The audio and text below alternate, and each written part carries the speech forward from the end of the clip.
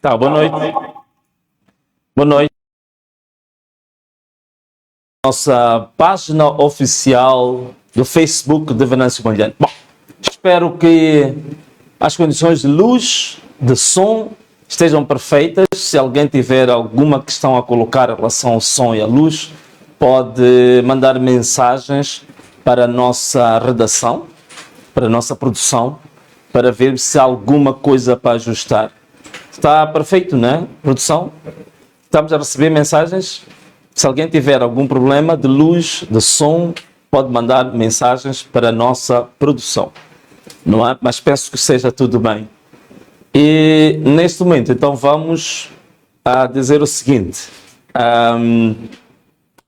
Você que já está ligado a esta live, neste momento, então convida 30 amigos também para se juntarem a nós. Neste exato momento, convida 30 amigos para se juntarem a esta live, porque hoje temos revelações incríveis, imperdíveis. Então, convida 30 amigos para se juntar a essa live exatamente agora, neste momento. Convida 30 amigos. Mas também queria dizer o seguinte, vocês seguidores estão de parabéns. Nós agora estamos com a fasquia de 1.900.000 seguidores. Eu fiquei admirado hoje. Em 2 dias subimos cerca de 20.000 seguidores em 2 dias. Vocês estão de parabéns. Sem nenhuma promoção orgânica, não é? Nenhum boosting. Subimos em 2 dias 20.000 seguidores. Estamos com 1.900.000. Então, vamos fazer o seguinte. Até o início do mês de fevereiro, primeira semana ou segunda semana de fevereiro, temos que alcançar a fasquia dos 2 milhões de seguidores. Mas para isso acontecer, você que está aí deve convidar todos os teus seguidores, todos os teus amigos também para passarem a seguir pelo menos esta página de Facebook de Venâncio Mondlane. Portanto, até primeira semana de fevereiro, nós temos que alcançar 2 milhões de seguidores e tudo depende de si. Outra coisa, recomendem a página, porque agora que eu falei que vão haver revelações bombásticas, vocês já sabem, o JM já está começando a querer denunciar a página. Então você que está a assistir essa live, começa agora a recomendar a página como a gente sempre fazia. Eles procuravam denunciar, eram 2.000 pessoas a denunciar e nós éramos 300.000 pessoas a recomendar, então sempre ganhávamos. Então temos que voltar agora a recomendar esta página, recomenda, não se canse, todos os dias recomendem, porque estamos a entrar num momento crucial sobre o combate político e social em Moçambique, ok? Bom, já convidou os teus 30 amigos? Já convidou os teus 30 grupos? Já convidou os teus 30 colegas? Já convidou os teus 30 familiares? Se você já fez isso, então vem comigo para a gente pedir a cobertura divina para esse programa. Que o Senhor possa abençoar toda a alma que está assistindo esse programa, mas acima de tudo que o Senhor possa abençoar Moçambique. Que possa dissipar toda a treva que se coloca sobre este território que se chama Moçambique e que essa luz brilhante, essa luz fantástica, forte, que ela se aproxima cada vez mais, porque nós temos certeza, temos fé profunda que Moçambique será de fato uma grande nação. Estará entre as 50 maiores nações do mundo. Toda honra, toda glória, todo louvor, toda revelação para o Senhor. Amém. Bom, caros amigos, então cá nós começamos o nosso programa hoje, mas ao começar o nosso programa, vamos começar com um ponto prévio. Portanto, não piscar de olhos, vai passar agora a nossa vinheta do ponto prévio. É para já.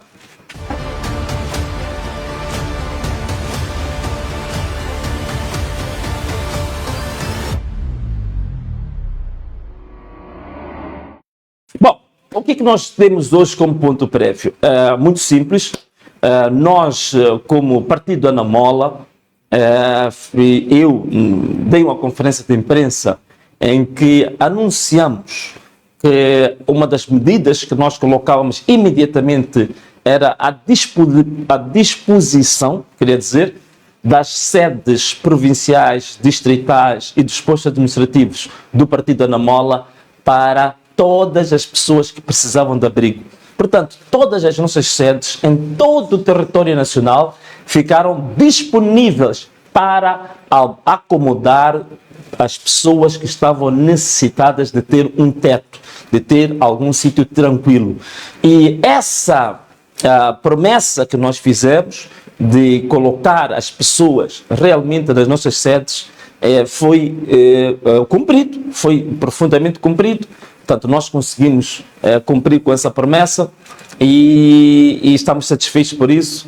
E voltamos a reforçar também dentro do próprio partido que não só vamos acomodar as pessoas nas nossas sedes, mas também temos obrigação de criar todas as condições, desde alimentos, medicamentos, vestuário e todas as outras necessidades para essas mesmas pessoas. Também aproveito esta ocasião para agradecer profundamente muitas pessoas de boa fé que estão a procurar as sedes da Anamola, incluindo a sede nacional, e estão a trazer donativos para nós, estão a trazer diversos tipos de bens de primeira necessidade, e nós vamos canalizar para as nossas sedes, onde temos famílias lá, e também para os centros de acomodação que existem e estão conhecidas pelo país inteiro. Portanto, um forte e profundo agradecimento, gratidão sincera para todos aqueles que acreditam no projeto Anamola e sabem que é um projeto sério, íntegro, e estão a trazer donativos, e estão a trazer apoios para que a Anamola possa canalizar esses apoios exatamente para os necessitados. Bom, ainda nisto, nós também ao longo desses últimos 3 dias fizemos um trabalho que tem a ver com o resgate das pessoas. Esta questão, estou a falar da acomodação, portanto temos aqui a passar algumas imagens, e aqui estamos a falar do bairro Ulene, se penso que não estou enganado, em que foi um dos casos mais emblemáticos de uma casa de uma senhora que estava totalmente cheia de água, um pouco quase na altura da cintura, e nós ajudamos as pessoas a serem resgatadas, e várias famílias saíram do Ulene, que é o Ulene B, que está mais próximo da lixeira, e nós tiramos várias famílias do Ulene B para uma outra escola, que depois vamos falar um pouco mais adiante, que é a Escola Primária de Laulane, que está em frente, digamos, ao governo da província, e foi muito interessante. Estamos muito, digamos assim, gratos a Deus por ter nos permitido poder participar diretamente, ajudando as pessoas, garantindo a acomodação dessas pessoas. Bom, é verdade que ainda fora como eu estava a dizer, para além desta questão ligada à acomodação, há um problema que está sendo levantado agora praticamente em todos os centros de acomodação, tem a ver com assistência, alimentos, né? As pessoas neste momento estão a precisar de alimentos, e vocês viram várias reportagens que passaram pelas televisões que falam de que, de fato, existe crise de alimentos. Penso que até temos uma imagem aí do jornal O País que fala um bocadinho sobre isso. Há crise de alimentos em vários centros de acomodação, portanto queríamos chamar a atenção para que, de fato, vocês, todos nós, moçambicanos de boa fé, sensíveis, de bom coração, pudéssemos chegar próximo dos centros de acomodação para deixar alimentos e outro tipo de necessidades. Portanto, aqui está um exemplo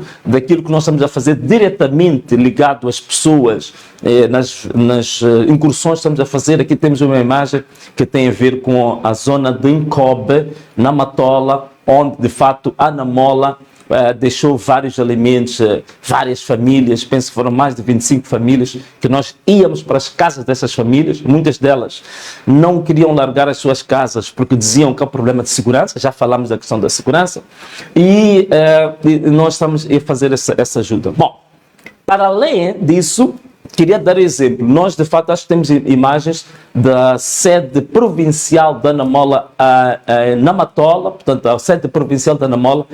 Olha para essas imagens, isto mostra, nós acomodamos na nossa sede provincial 18 famílias. Atenção, estou aqui e volto a dizer, 18 famílias que nós acomodamos na nossa sede provincial de Maputo. Então, estão aqui as famílias, estão aqui a ver as imagens, e é isto que nós apelamos na nossa exortação, que aqueles que têm edifícios, aqueles que têm armazéns, aqueles que têm quintais, aqueles que têm alpendres, que tudo façam em todo o país. Aqui está um exemplo concreto do que nós estamos a fazer exatamente na sede provincial da Anamola, em Maputo. E penso que também temos imagens fomos deixar lá vários alimentos, fomos deixar vestuário nessa sede e também ficamos felizes porque vimos que, afinal de contas, as pessoas estão numa situação de tristeza, mas conforme vocês veem aquelas imagens, as pessoas estão sorridentes, as pessoas estão felizes, as pessoas estão abraçando, as pessoas estão até pedir para tirar fotografias. Significa que o calor humano é extremamente importante para minimizar a dor, para minimizar o sentimento de tristeza em que a maior parte dessas pessoas está sujeito. Bom, caros amigos, outra coisa que nós estamos a precisar, nós estamos aqui a fazer um papel de grandes heróis, em que tudo quanto nós fazemos é inevitável, tudo quanto nós fazemos dá certo. Não, também temos algumas limitações. E uma das limitações que nós temos tem a ver com alguns casos que não foi possível resgatar as pessoas por causa da situação de saúde dessas pessoas. Temos aqui um exemplo em Salalah. Vamos pedir desculpas, estamos a passar imagens um pouco chocantes. Isto chama-se colostomia, não é? Penso que é assim o termo. Chama-se colostomia, portanto é uma coisa muito sensível. Nós não conseguimos resgatar esse senhor em Salalah. Porque para resgatar uma pessoa que passou por uma cirurgia desta natureza, nós precisamos de um profissional de saúde, precisamos de um médico para nos acompanhar. Senão podemos estar a pensar que iremos resgatar a pessoa e arranjar ainda mais problemas, mais complicações. Daí queria fazer o apelo aqui também.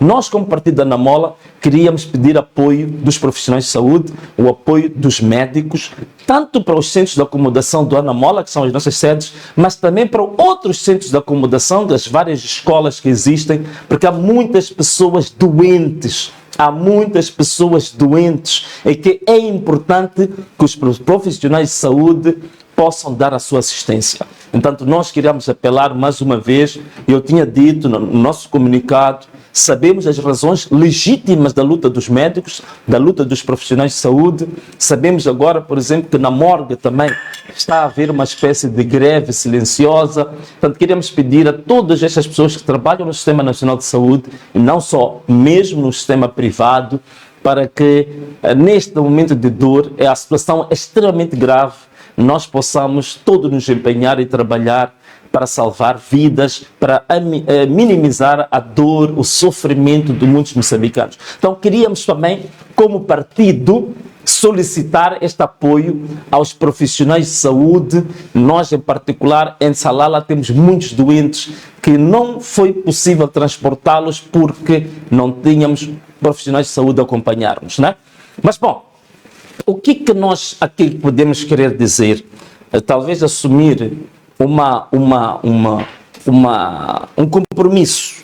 Acho que agora é o momento de assumir extremamente um compromisso verdadeiro, sério, que este trabalho que nós iniciamos agora é um trabalho que nós queremos levar avante e não vamos descansar um único dia.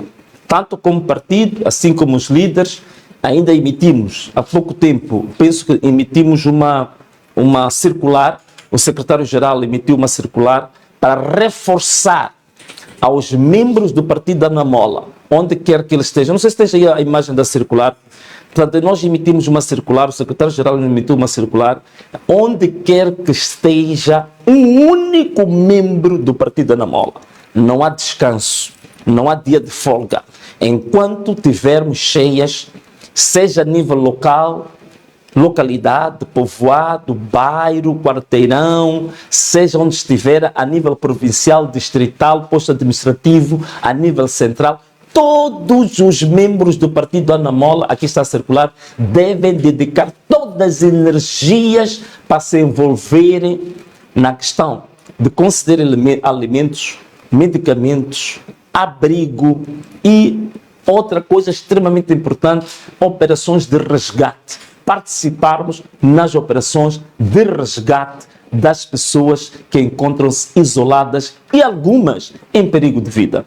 Nós temos informações na zona do Chinavano, por exemplo, há pessoas que estavam nas árvores, as árvores estão a cair com as pessoas estão a perder as suas vidas. Então, ninguém do Partido Anamola vai descansar enquanto houver um irmão que precisa de ajuda, precisa de um amparo, que está em situação de precisar de um resgate. Este é o compromisso assumido pelo Partido Anamola a todos os níveis, desde localidade, bairro, povoação, para que todos nós estaremos empenhados a 100% para assistir os nossos irmãos até que esta tragédia possa passar. Portanto, este é que é o compromisso que nós queríamos assumir. Bom, agora vamos passar para uma outra rubrica que tem a ver com as denúncias e tem a ver com os alertas. Num piscar de olhos vai passar a nossa vinheta das denúncias e nós já voltamos já. Voltamos já num instantinho, num piscar de olhos. A desertificação já começou. A corrupção na exploração da matéria secreta. Estamos a devastar o país, desertificado. Bom, nós estamos agora de volta para esta nossa rubrica das denúncias. Nós ouvimos muita coisa que foi dita em relação ao processo das cheias.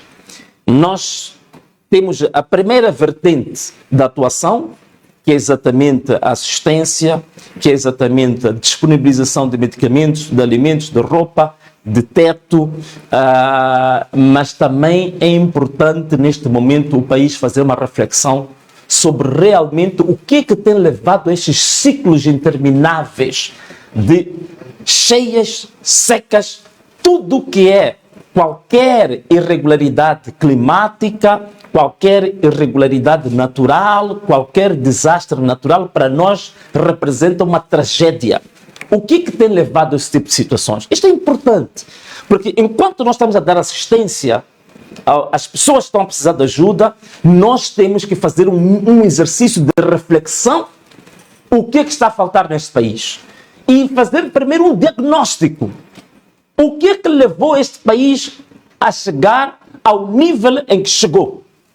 Nós temos que fazer esse diagnóstico. Nós temos que analisar isto de forma fria e direta. Há um fenômeno natural? Sim. Temos que dar assistência. Temos que estar no terreno, mas também temos que analisar e diagnosticar.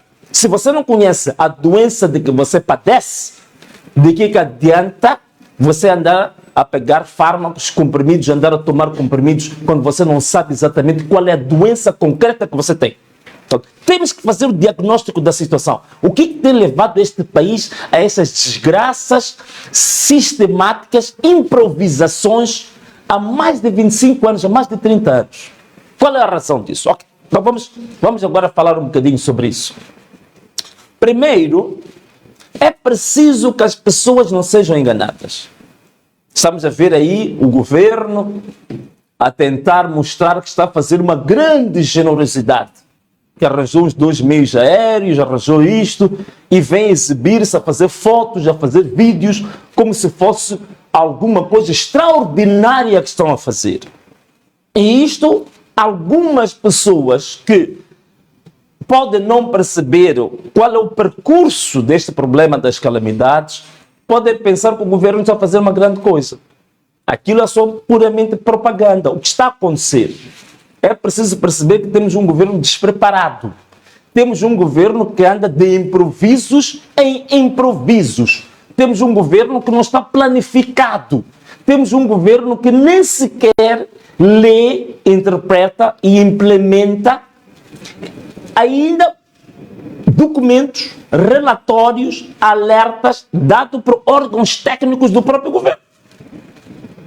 Nós tivemos em Moçambique, penso que foi no dia 11 de setembro de 2025, o chamado 12º Fórum, chamava-se 12º Fórum Nacional sobre Previsão Climática. Isso foi no dia 11 de setembro. E uma coisa engraçada que eu quero partilhar convosco aqui são dados que vieram exatamente desse mesmo fórum. Uma das questões é exatamente esta que vocês veem aqui. Havia dados foram apresentados por climatologistas. Por exemplo, aqui vocês estão a ver na vossa tela a previsão da precipitação. Ali vem JFM, que significa janeiro, fevereiro e março de 2026. Já existia, a partir da Direção Nacional de Gestão de Recursos Hídricos e também do Instituto Nacional de Meteorologia, estes dados estão aqui apresentados, que mostravam claramente que janeiro, fevereiro e março a precipitação, isto é, as chuvas que iam se registrar em Moçambique, serão chuvas irregulares. Atenção, estou a dizer que isso foi visto em setembro de 2025. Já existiam dados concretos que mostravam que haveria de ter uma precipitação em janeiro, fevereiro e março muito fora do normal e muito provavelmente uma precipitação que é uma das maiores da história pós-independência em Moçambique. Algumas conclusões até que este relatório chegou, portanto não vou descansar muito com muita coisa, está aqui. Uma das conclusões, considerações que neste mesmo fórum, organizado pelo próprio governo, pelos órgãos técnicos do governo, dizia claramente que no final do ano 2025, aí está, deixa aqui ver aqui convosco, aqui está a dizer que a partir de outubro de 2025 até fevereiro de 2026, haveria de termos uma precipitação contínua e elevação da temperatura do ar. Aqui chamava-se a atenção que era importantíssimo começar-se a preparar um plano de contingência a partir de outubro de 2025, porque a situação seria extremamente grave. Mas a pergunta é, afinal de contas, o próprio governo que teve conhecimento disto em 11 de setembro de 2025, o que esse governo fez? Essa aqui é a grande questão. O que esse governo fez? Bom, caros amigos, tomando conhecimento desta situação, e ainda por cima houve uma agência, a chamada AIM, Agência de Informação de Moçambique, só para dar dados de fontes seguras, porque se eu for a falar de algumas agências privadas, vão dizer que estão a usar dados que não são oficiais. A Agência de Informação de Moçambique, no dia 13 de setembro, fez esta publicação, que mostrava que entre 400 e 600 mil pessoas, na época chuvosa de 2025 até 2026, havia de haver de 400 a 600 mil pessoas que haviam de precisar de assistência humanitária. Havendo estes dados, e veja uma coisa, estes dados são fornecidos exatamente na pessoa do diretor nacional da gestão de recursos hídricos, que haveria uma época chuvosa que ia forçar ou ia necessitar de um plano de contingência para assistir 600 mil pessoas em setembro de 2025. O que se fez? Absolutamente nada. E nesse mesmo artigo que nós estamos aqui a ver, lá também via que, para além das pessoas que iam precisar de assistência humanitária, que são 400 a 600 mil, 4 milhões de pessoas estariam em áreas de risco. 4 milhões de pessoas estariam em áreas de risco. Havia também informação atempada de que cerca de 120 sistemas de abastecimento de água estariam vulneráveis e estariam sujeitos a inundações. A própria Direção Nacional de Gestão de Recursos Hídricos e o Instituto Nacional de Meteorologia deu a conhecer em detalhe as bacias ortográficas, até podemos passar aí, as bacias que haveriam de estar em inundação, isto é, as bacias que estariam sujeitas à inundação. Portanto, aqui temos um mapa que mostra as bacias hidrográficas de todo Moçambique, mas haviam 7 bacias que estariam em risco. Quais são? Na zona sul, Maputo, Umbeluze, Incomate, Limpopo.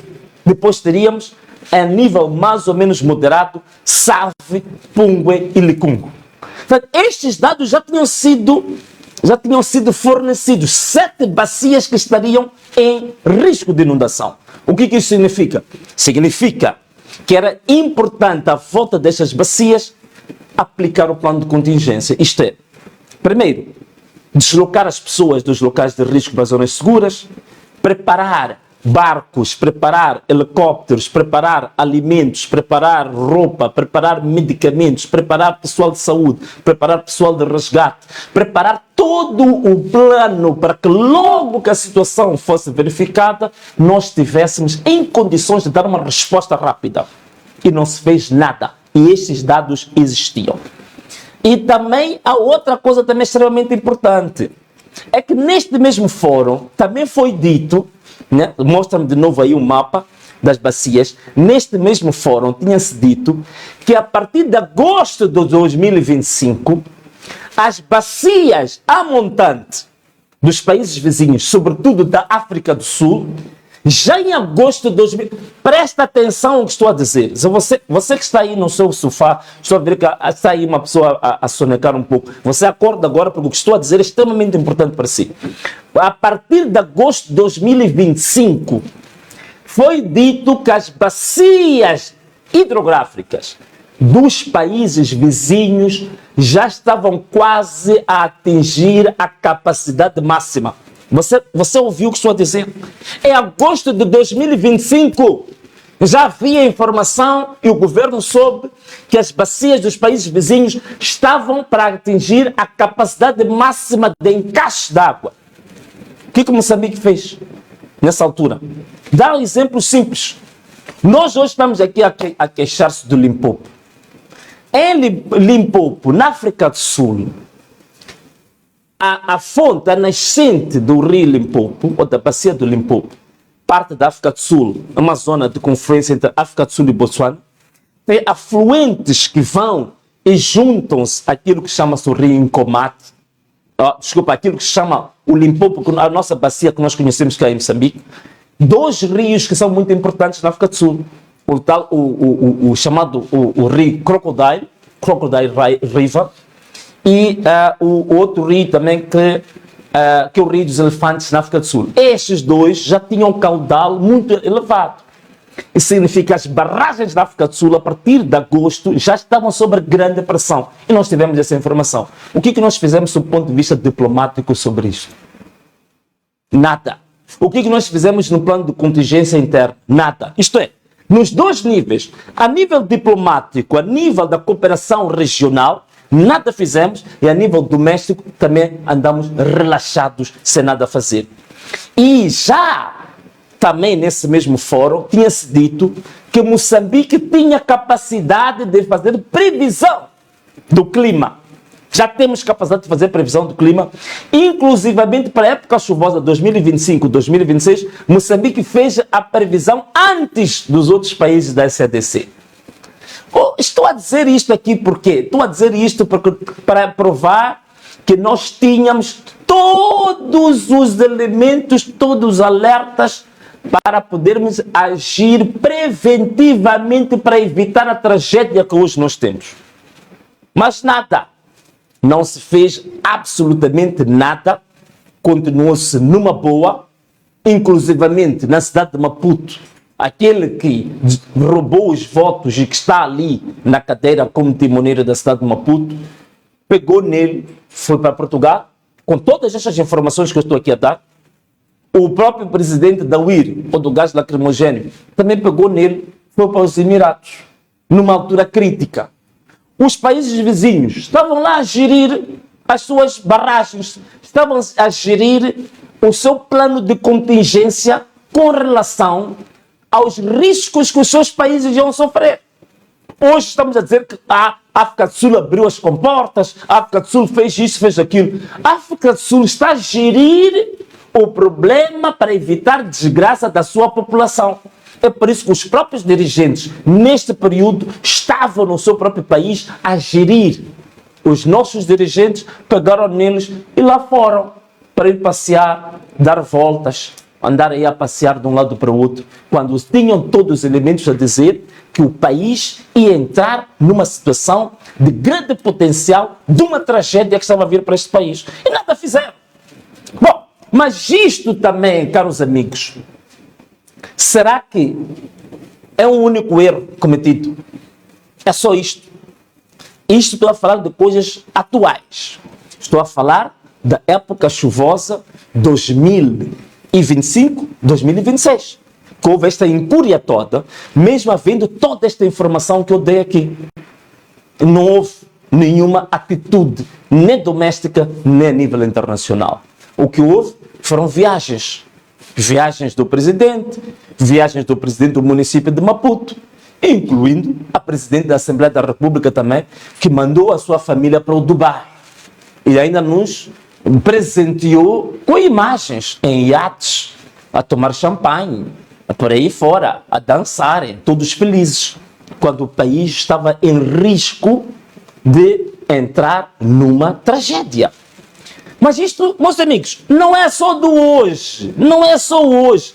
Isto não começou apenas hoje. Este é um histórico deste regime, pura e simplesmente de baldar-se em relação ao problema climático. Como vocês sabem, muita gente fala das cheias de 2000. O problema não são as únicas cheias, não é a única tragédia que o país teve, mas aquela é mais conhecida porque tornou-se muito mediática. Mas agora vamos trazer aqui uns dados muito interessantes. O que é que foi feito em Moçambique? Sempre que nós tivemos contingências, sempre que nós tivemos tragédias, o país sempre esticou a mão e pediu dinheiro. E vejam só o que vou dizer, só nos últimos 25 anos. Nas cheias de 2000, onde nasceu a Rosita na árvore, Moçambique teve 700 mortos. 700 mortos. Esticou a mão e solicitou 450 milhões de dólares para recuperar. 2013, tivemos 119 mortos. Moçambique esticou a mão para pedir 250 milhões de dólares. 2019, ciclone Idai, Kennedy, houve 1.300 mortos. Moçambique esticou a mão e disse que precisava de 3,2 bilhões de dólares. 2023, ciclone Fred, 183 mortos. Moçambique esticou a mão e disse que precisava de 1,5 bilhão de dólares. Pois, irmãos, nos últimos 50 anos, aqui é que eu quero que você preste atenção. Preste atenção, você que está aí no sofá, sente-se bem, endireita as suas costas para aquilo que eu vou dizer. Nos últimos 50 anos deste governo, deste regime, contando só os valores que eu falei dos últimos 25, mas nos últimos 50 anos, Moçambique recebeu, relativa à questão da gestão das desastres naturais e das mudanças climáticas, Moçambique recebeu, nas últimas 5 décadas, cerca de 5 bilhões de dólares. 5 bilhões de dólares. E depois de termos cerca de 3.000 pessoas mortas, só com cheias, 3.000 pessoas mortas em 50 anos, e 5 bilhões de dólares. E o que fizeram com esses dólares todos? Todas as pontes, todas as estradas, tudo o que foi feito, vocês sabem, nas cheias seguintes, tudo se destrói. Por quê? Por causa das nhongas, por causa dos desvios de fundos. Isso mesmo, desvios. Estou a falar mesmo de desvios. Por causa de desvios de fundos que são feitos. As pontes, todas que são, as reabilitações são feitas, não duram. Um pouco de chuva, tudo a ser escangalhado. Então, estas é que são as razões que levam a agravar essa situação. Estou a ver alguém escrever uma mensagem, diz que quais desvios? Eu não vou falar. Se quiser, eu posso dizer quais são os desvios. Deste valor todo que eu estou aqui a falar, que se recebeu de vários financiamentos do Banco Mundial, o próprio Banco Mundial chegou a parar de financiar Moçambique e até exigir o reembolso de valores. É verdade. Só em 2 anos, 2020 e 2021, foram desviados 196 milhões de meticais que eram para usar para ajuda humanitária, que era para usar para salvar a população. 2 anos, 196 milhões de meticais. Isso está registrado, há relatórios que falam sobre isso. Foram compradas, isto está nos relatórios do Banco Mundial, comprou-se 14 viaturas de luxo. Do dinheiro que era para o povo, que era para ajuda humanitária, comprou-se 14 viaturas de luxo para dirigentes do Partido Frelimo. Foram usados 13 milhões de meticais para fazer obras que não tinham nada a ver com as obras para evitar tragédias, para evitar cheias, para dar ajuda humanitária. Só de sobrefaturações foram 223%. Isto é, dos contratos que havia para ajuda humanitária, chegou-se a ter 223% acima do valor dos contratos para meter dinheiro nos bolsos.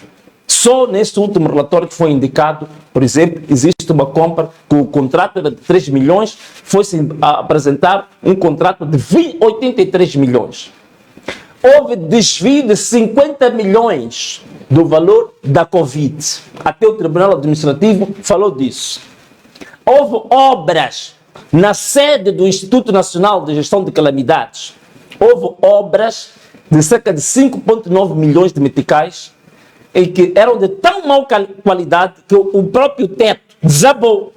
É pena que não apanhou esses que andam a fazer subfaturação, mas na altura que desabou era bom cair sobre a cabeça desses malandros, bandidos e ratos e nhonguistas. Né? Portanto, o Banco Mundial chegou a suspender a ajuda a Moçambique por causa desses malandros. E até chegou a exigir o reembolso de cerca de 32 milhões. Espero ter respondido a pessoa que perguntou quais os desvios. Estou a falar, aí estão os desvios. E conforme eu disse, até o ano 2022, Moçambique tinha recebido 5 bilhões de dólares só para fazer reparação de estradas, pontes e todos os sistemas de aviso prévio que hoje descobrimos. Fala-se tanto de aviso prévio, afinal só são 13% do território nacional cobertos por aviso prévio. Portanto, nunca houve de forma nenhuma da parte deste governo, deste regime, uma preocupação, primeiro, em aplicar os valores recebidos de forma correta. 2, em ter planos de contingência para situações em que há alertas de perigo, de tragédia, de cheias. E mais grave, na planificação que fazem, é sempre uma planificação desastrosa. Por exemplo, o PSOE, o Plano Social e Orçamento do Estado para 2026, este ano, vocês não vão acreditar. Para a rúbrica que tem a ver com mudanças climáticas e gestão de desastres, só estão lá 39 milhões de dólares. 39 milhões de dólares. E o que está lá previsto, você deve acreditar, no orçamento de 2026, o governo só prevê adquirir 2 barcos. Só 2 barcos, 2, para todo o país, no orçamento. Isto é incrível, né? O meu produtor até está-se a rir, mas ele está-se a rir, só que é uma tragédia isto. 2 barcos para todo o país, é este, está no orçamento. Quem quiser vai ler o orçamento do Estado, há de ver isso. Só está lá equipamento para 8, os tais chamados centros de gestão de desastres, os tais comitês de gestão de desastres. Vocês estão a ver o que é isto? É uma brincadeira de muito mau gosto. Como é que significa que não estão preparados nem para as cheias de 2026, nem para qualquer outras que vierem à frente? Não há preparação, não há planificação. É tudo improviso. E alguém dizia, não, é falta de política. Não é nada disso. Nós, em termos de quadro legal em Moçambique, quadro legal, nós temos um bom quadro legal. Nós temos um bom quadro legal. Por exemplo, já desde 1999, nós já tínhamos a chamada Política Nacional de Gestão de Calamidades. Portanto, um ano antes da tragédia da Rosita, Moçambique tinha aprovado o Plano Nacional de Gestão de Calamidades. Nós temos uma lei de gestão de calamidades 15/2014. Nós temos uma lei de gestão de riscos de desastres 10/2020.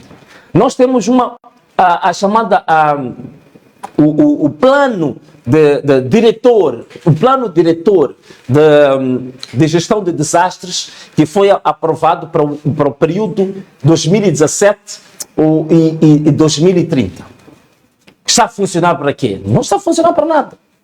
Temos a Estratégia Nacional para Mitigação dos Riscos de Desastres, 2013 até 2026.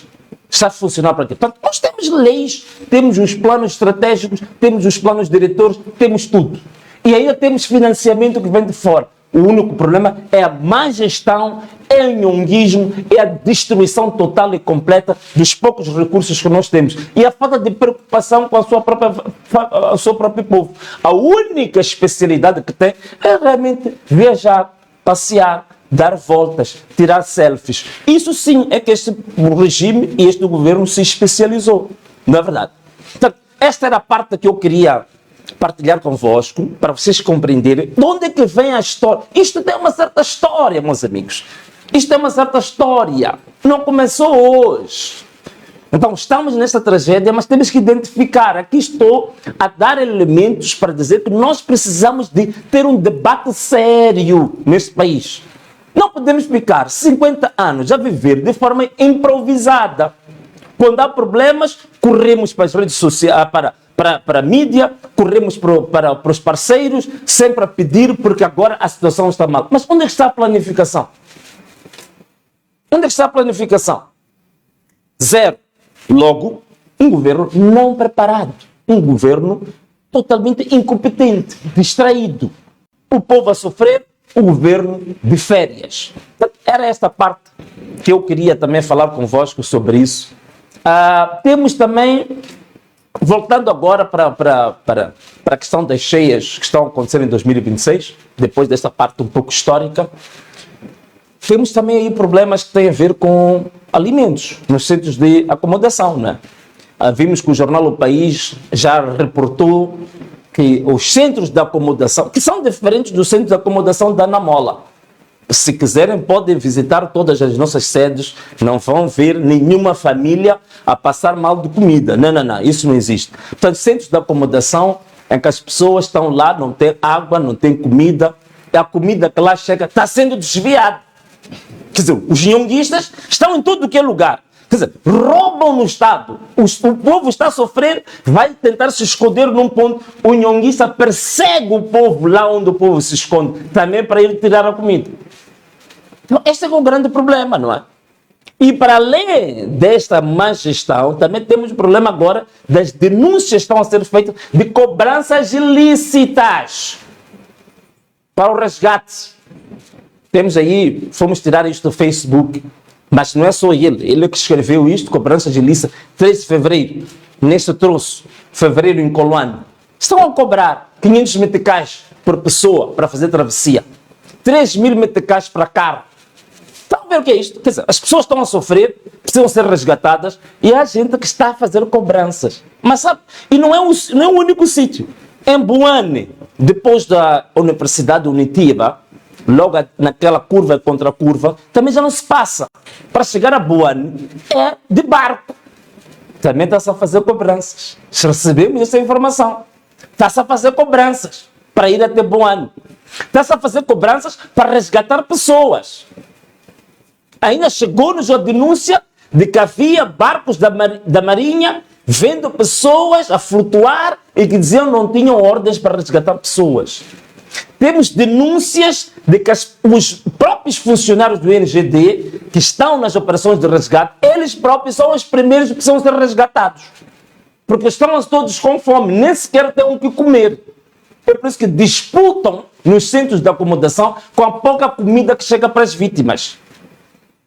Não há combustível nenhum. E depois, o INGD, o governo, anda a colocar números que o governo é que resgatou. A maior parte dos resgates também está sendo feita por privados.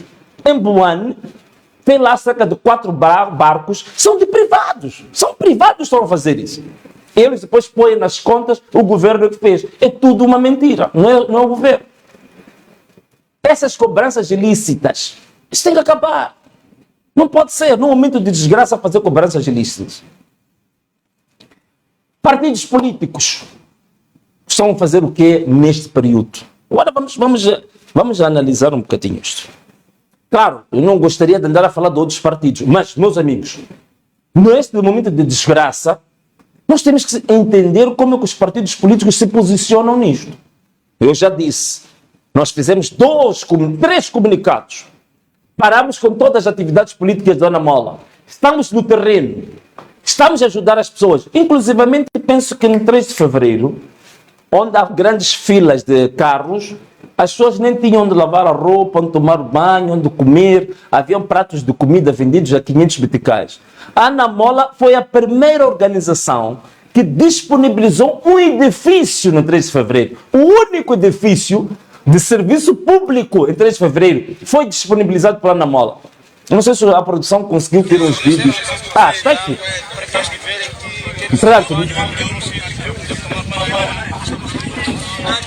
é assim. Aqui em 3 de fevereiro, o Partido Anamola disponibiliza uma casa que toda a gente que está aqui para poder tomar banho, comer, porque aqui às vezes as coisas não estão boas, estão a vender coisas já muito caro. E quem quer tomar banho, quem quer lavar a cara, tem uma casa lá para poder se deslocarem para levarem água. É machacame. Inyikele munti ka tlhelo la hala lwa lavaka ku hlamba lavaka mati a ta ha hlamba kona hi ku langi va hakelisa mali para va kuma mati já Partido Anamola inyikele munti hala frente hala. Bom, aí está. Partido Anamola, no momento de crise, dentro daquilo que pode fazer, em 3 de fevereiro, temos um edifício ao serviço público para as pessoas tomarem banho, para se alimentarem, para trocar de roupa. A minha pergunta é, o que estão a fazer os outros partidos neste momento? Não era a minha intenção estar a falar dos outros partidos, mas eu sei que agora começaram a perseguir os nossos membros. Estão a fazer perseguição aos nossos membros. Na Zambésia, inclusivamente, chegaram a assassinar um coordenador do Partido Anamola. Em Mogovolas, está detido injustamente um coordenador da Anamola. Nestas operações de resgate, vou contar logo a seguir uma situação de perseguição a membros da Anamola que estão a ajudar pessoas. E eu, por essa razão, se estão a perseguir o partido, também sou obrigado a fazer uma análise do que esses partidos estão a fazer. E vamos começar pelo próprio Partido Frelimo. O próprio Partido Frelimo, não é? Neste momento da desgraça, vejam só essas imagens. Ao invés dos membros da Comissão Política do Partido Frelimo, outros do Comitê Central, outros quadros séniores irem para os distritos, para as províncias, para as localidades, como está a acontecer com os nossos membros, o Partido Frelimo está a mandar os seus membros da Comissão Política, membros séniores, para ir preparar a Conferência Nacional de Quadros. Por acaso aqui está uma imagem, penso que foi no dia 17, em que se fez o lançamento, aí está, dia 17 de janeiro, em que se fez o lançamento da preparação da Conferência Nacional de Quadros. Quer dizer, usar dinheiro, recursos que tem para ir fazer politiquice, ao invés de dar assistência a quem precisa. As pessoas estão a morrer, temos crianças doentes, temos corpos a flutuar por aí e eles estão preocupados em organizar uma reunião nacional de quadros.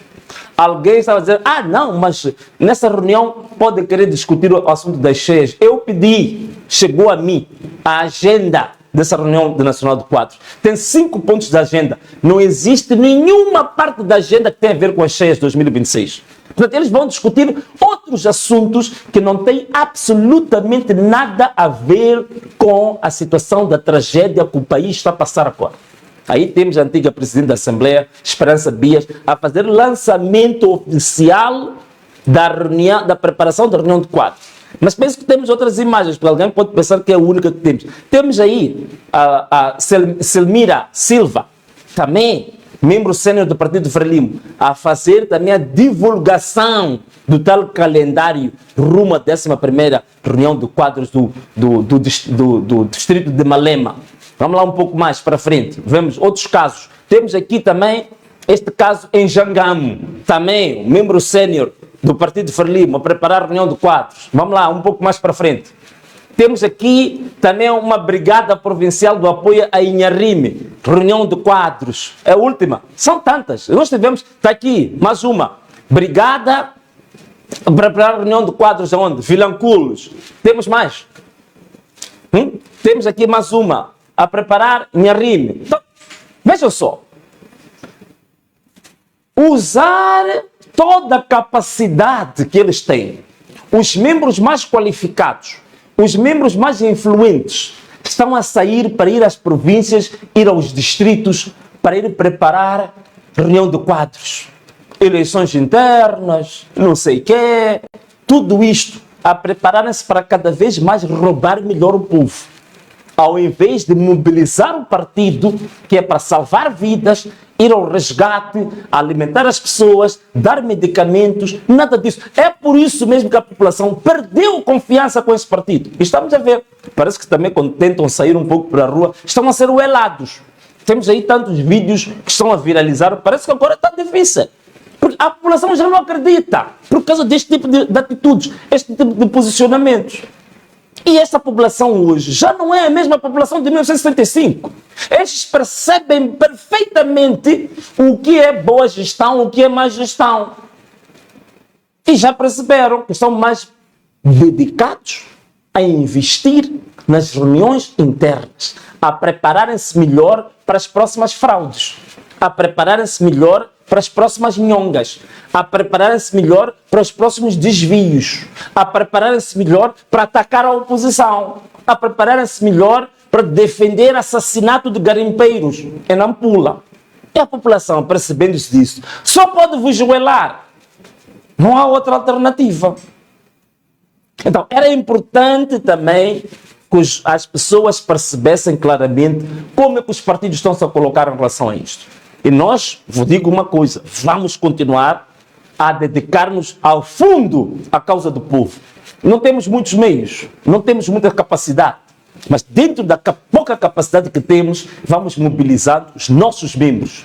Todo membro. Se encontrarem um membro da Ana Mola, estar aí nas brincadeiras e não estar nisso, por favor, temos os números, denunciem esse membro e mandem a informação para nós, porque todo membro do partido Ana Mola tem que estar 100% dedicado a esta causa.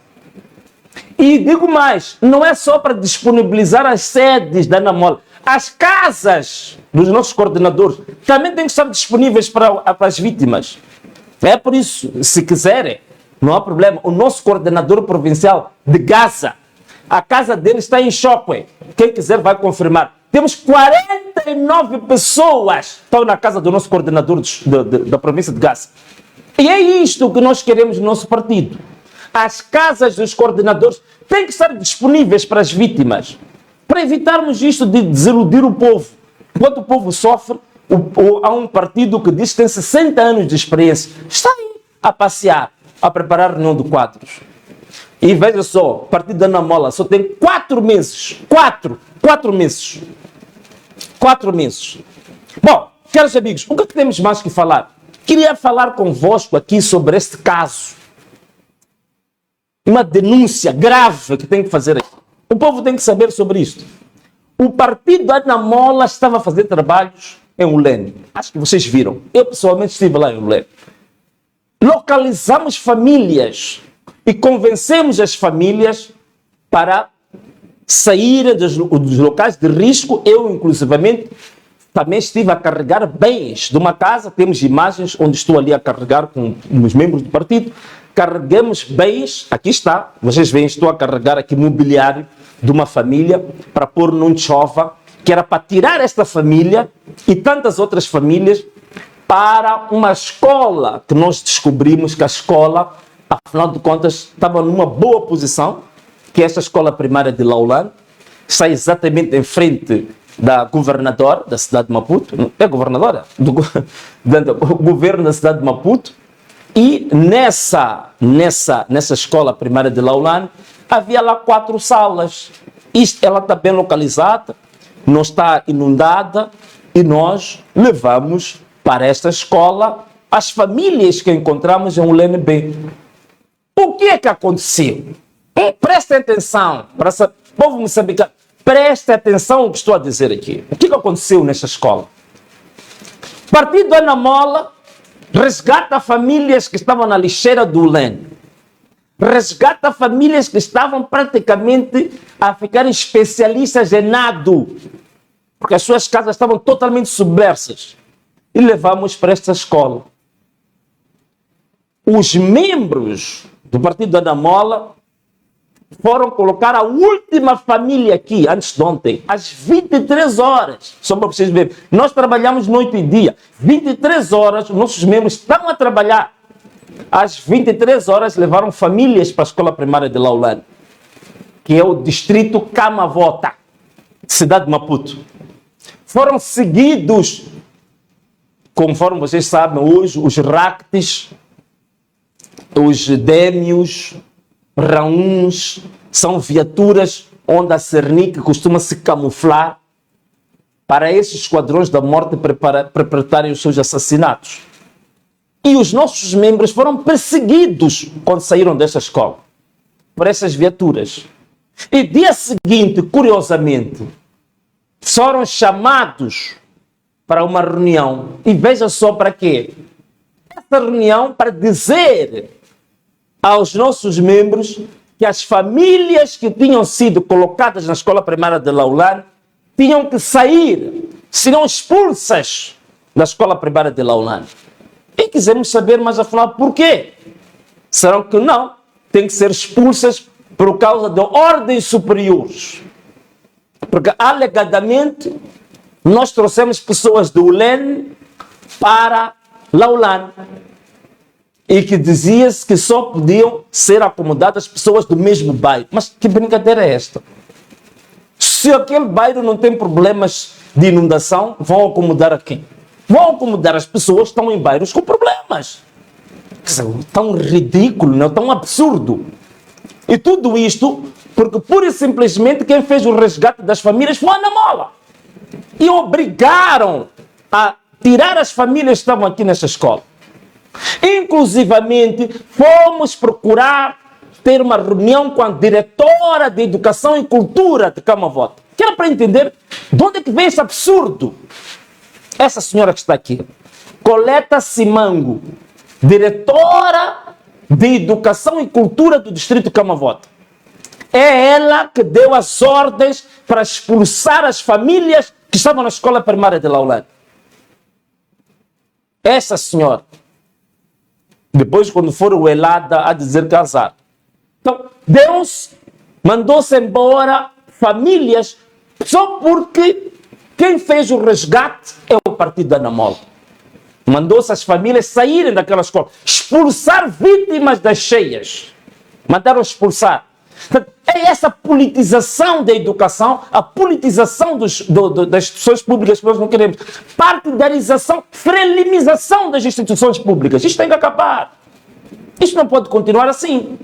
Mas graças a Deus, como Deus é grande, como se diz, escreve direito em linhas tortas, as famílias que foram expulsas da escola primária de Laulan, a Ana Mola conseguiu arranjar abrigo para essas pessoas. Estão aqui. As mesmas famílias expulsas, nossos agradecimentos à Igreja Católica, portanto, na Imaculada, levou-se as famílias que a Direção Distrital da Educação, isto é, mandatados pelo Partido Frelimo, expulsaram as pessoas na escola primária de Laulan.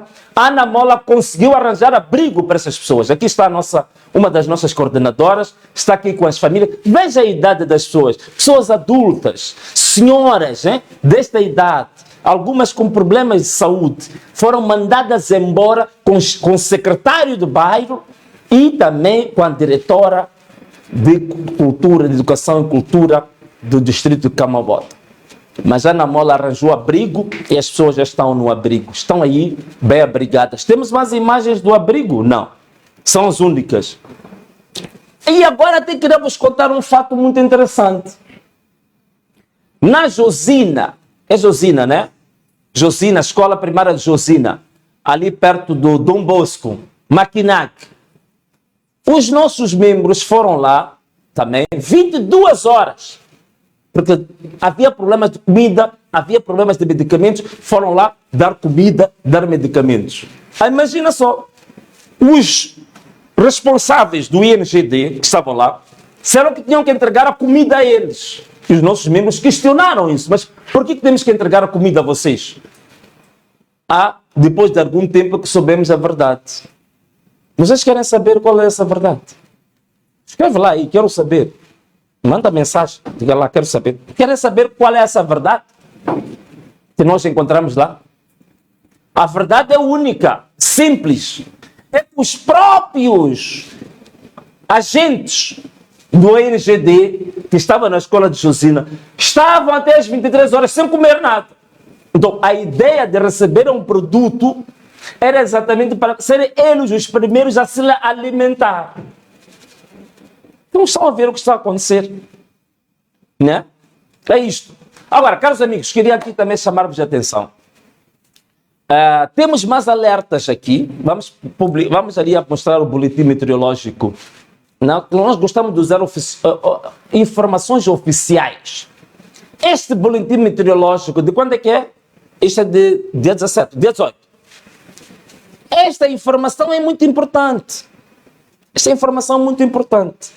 Mostra claramente, meus irmãos, que a situação pode se agravar nos próximos dias.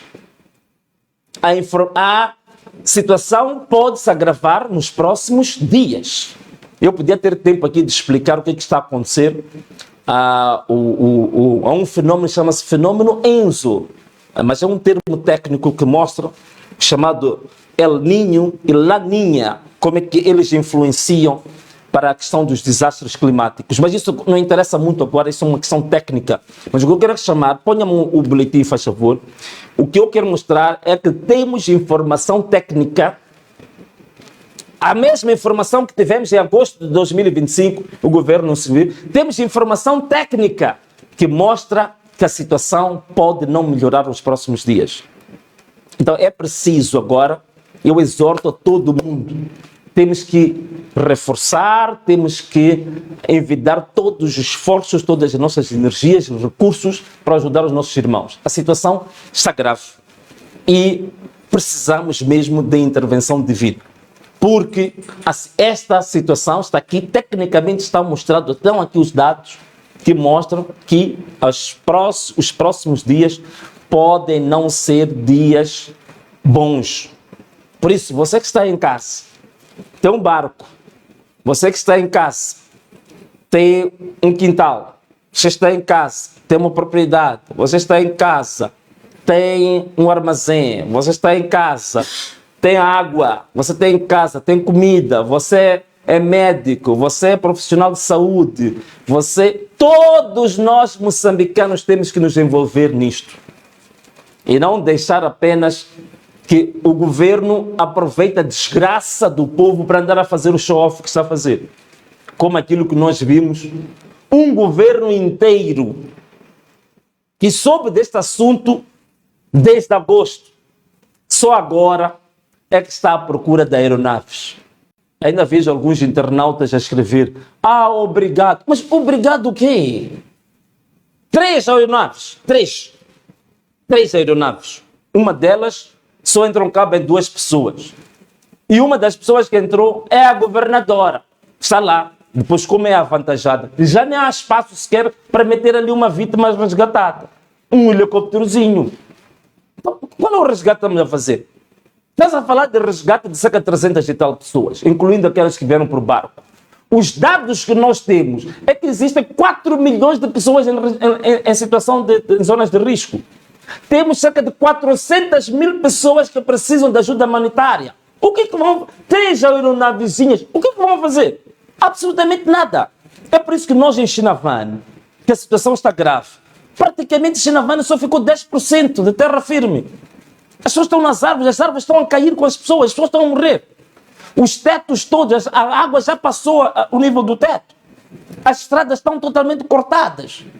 Então, o que vale, caros amigos, meus internautas, vocês estão aí a agradecer isso? Agradecer como? Temos aqui Estrada Nacional número 1, Estrada Nacional número 2, que expõem o drama da pobreza e um governo que funciona em remendos. Eu acho que não havia melhor título a dar senão este. Temos imagens, né, do corte. Está aí. Olham para isto. Olham para essa gravidade aqui. Isto aqui é 3 de fevereiro, né? Isto é 3 de fevereiro. Olha para essa gravidade. A estrada está totalmente cortada. A estrada está totalmente cortada. Portanto, já não temos Estrada Nacional número 3 de fevereiro em Coluane, província de Maputo. Não sei se temos as imagens também de Boane, né? Não temos. Boane, não temos. Ok. Mas estamos aí. Veja só. Esta aqui é a situação que nós temos. Temos também imagens, né? Temos pessoas aí no teto. A situação está aí. A situação que está-se a colocar em Chinavane, meus irmãos, precisa de intervenção urgente. Temos que ser nós, moçambicanos, a intervir ali. Temos que ser nós, não vale a pena esperar esse governo, já expliquei que é um governo de show-off, não vai fazer absolutamente nada, né? Estamos a precisar de resgate, estamos a precisar, olha a situação em que as pessoas se encontram, olha só isto, não é? Então, caros amigos, era isto que eu tinha aqui a partilhar convosco, e o que é que eu posso dizer agora, depois de tudo isto? Só posso pedir a todo o povo moçambicano para que nos solidarizemos com os nossos irmãos que estão a sofrer, que nos solidarizemos com os nossos compatriotas, que o espírito humanitário, que o espírito patriótico dos moçambicanos possa, neste momento, manifestar-se na sua potência máxima. O amor ao próximo, o amor pela vida humana deve ser manifesto agora. Portanto, você que está a assistir esta live, não fique com a sensação de que este problema é dos outros, que este problema é da província de Gaza, que este problema é da província de Inhambane, que este problema é da província de Maputo, que este problema é apenas em Boane, em Kobe, que é em Guijá, que é em Chopper. Não, este problema é um problema dos moçambicanos de Moçambique. Como já se diz na sabedoria popular, se o teu dedo está doente, todo o corpo está doente. Então temos que nos envolver, todos nós. Existem listas partilhadas nas redes sociais, centros de acomodação que não têm água, não têm comida, não têm medicamentos, não têm esteiras, não têm mantas, não têm roupas às pessoas, não têm um amparo. Às vezes não é só uma questão de irmos lá e dar bens materiais ou financeiros. Às vezes um abraço, uma palavra, porque também as pessoas estão psicologicamente traumatizadas, afetadas na sua mente. Então é preciso, não existe um único moçambicano que possa dizer que não tenho como ajudar. Você tem como ajudar. Se você não pode ajudar com o seu dinheiro, se você não pode ajudar com alguma coisa material, você pode ajudar com a sua presença, com a sua solidariedade, com as suas mãos. Porque precisamos de mãos. Precisamos de pessoas que possam sacrificar e dizer que eu tiro o dia de hoje para ir fazer algum serviço no meu bairro, algum serviço no meu distrito, algum serviço no centro de acomodação. Todos nós podemos fazer isso.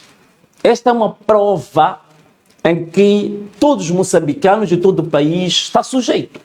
Estamos a ser testados na nossa moçambicanidade. Estamos a ser testados no nosso patriotismo. Estamos a ser testados na nossa humanidade.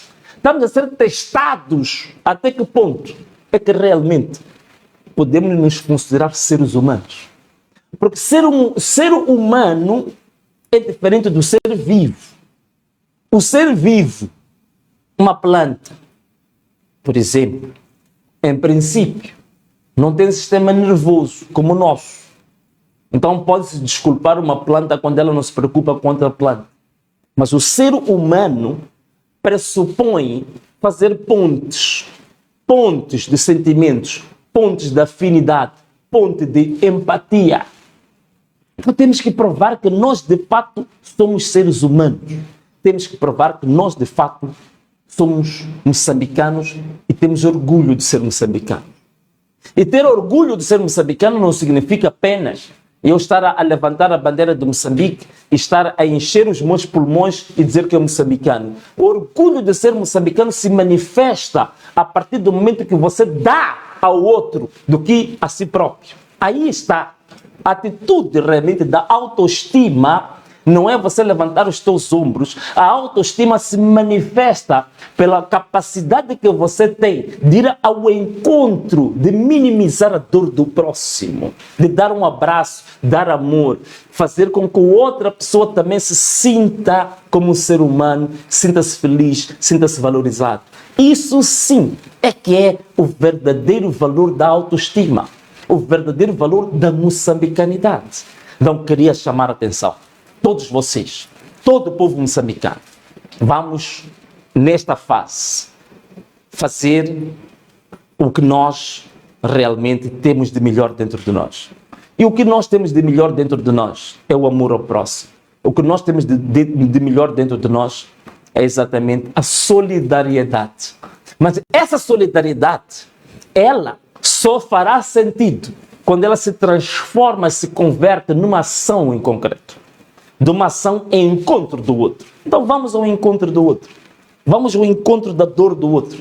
Vamos ao encontro da aflição do outro. Vamos ao encontro da necessidade do outro. Isso é que se chama, de fato, ser humano. Isso é que se chama, de fato, moçambicano. Isso é que se chama, de fato, autoestima. E é isso que nós temos que fazer. E também partidos políticos, meus pais.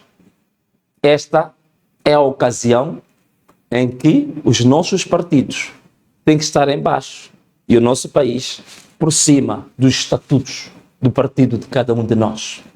Este é o momento que a Constituição da República, que diz que é dever de todo cidadão